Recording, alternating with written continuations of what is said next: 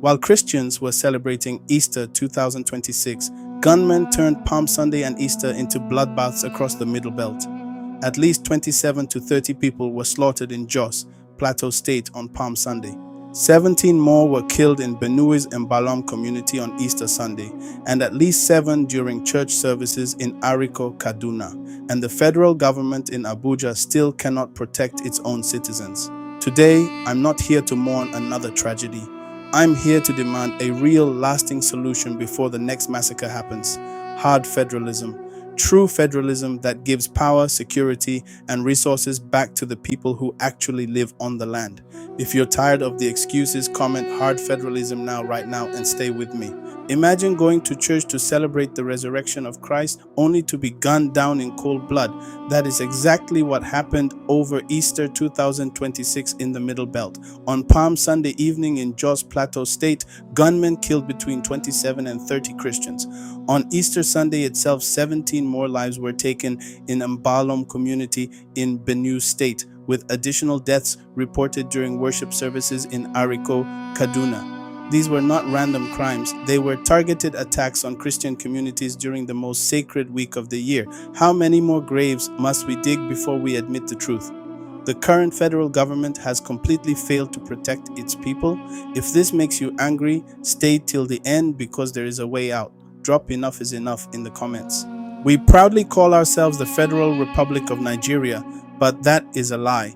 What we actually run is a unitary system wearing federal clothing. The 1999 Constitution gives the federal government in Abuja exclusive control over 68 different items, from policing to mining to roads. States have been reduced to mere beggars who fly to Abuja every month for allocation. This is why, when killers descend on farming communities and churches in Plateau and Benue, the response is always too slow, too weak, and too late. How long will we continue deceiving ourselves with this broken structure? Hard federalism is not secession or breakup. It is the restoration of genuine federalism where the center handles only national matters: defense, foreign affairs, currency, and immigration.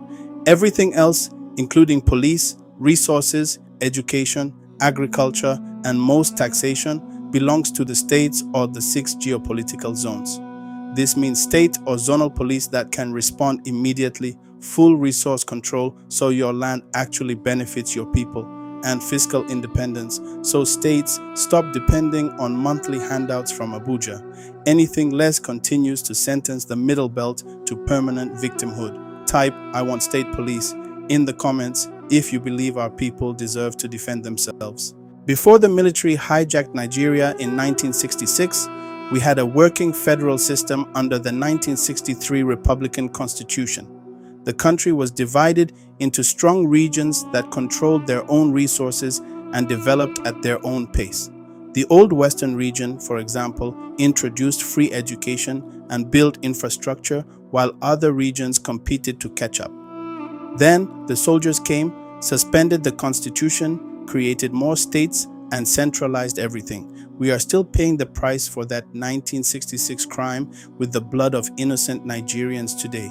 Hard federalism simply means returning to the spirit of what worked before military rule destroyed it. Share this if you believe we must reclaim the 1963 federal spirit.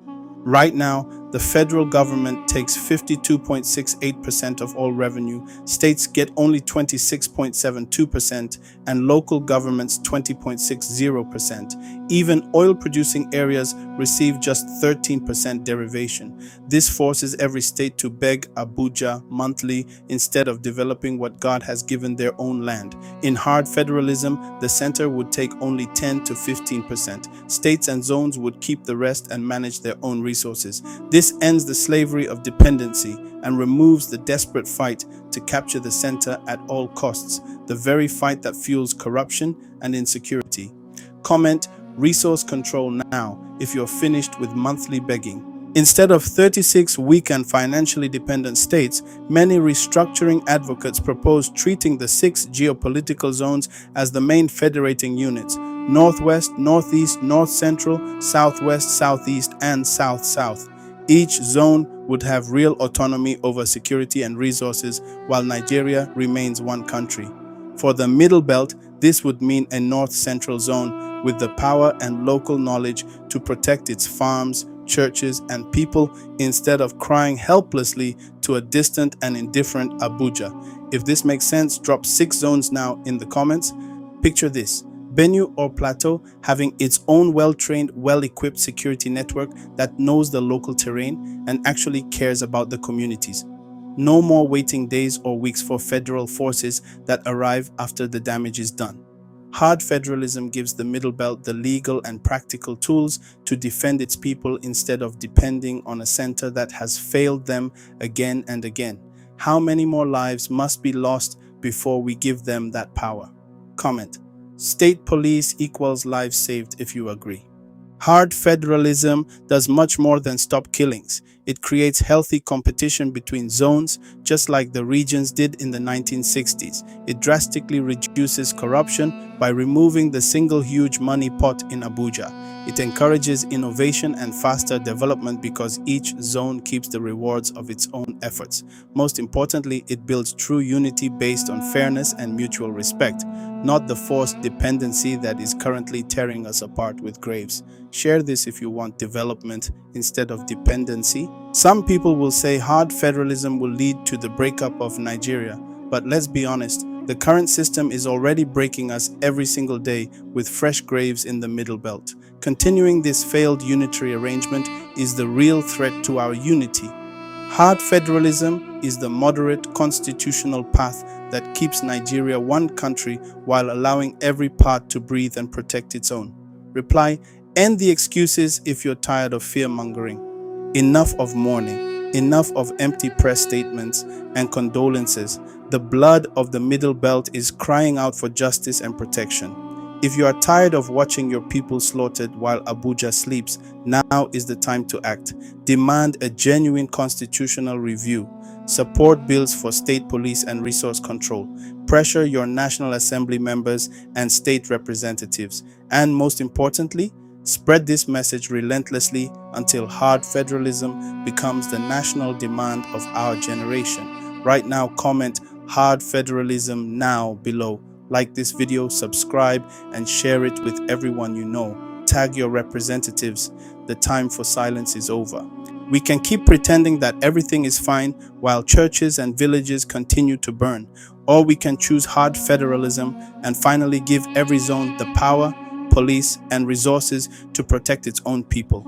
The Middle Belt has suffered enough. The current system has failed. Hard federalism offers dignity, security, and a future. How much more blood must be spilled before we act? The choice is in our hands today. If this message moved you, smash the like button, subscribe for more, and comment hard federalism now.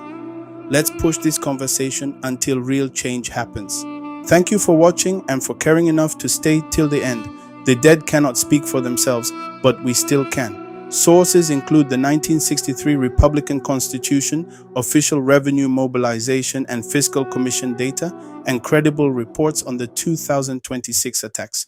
Please share this presentation widely. The blood of the innocent demands restructuring. God bless you, and God bless Nigeria.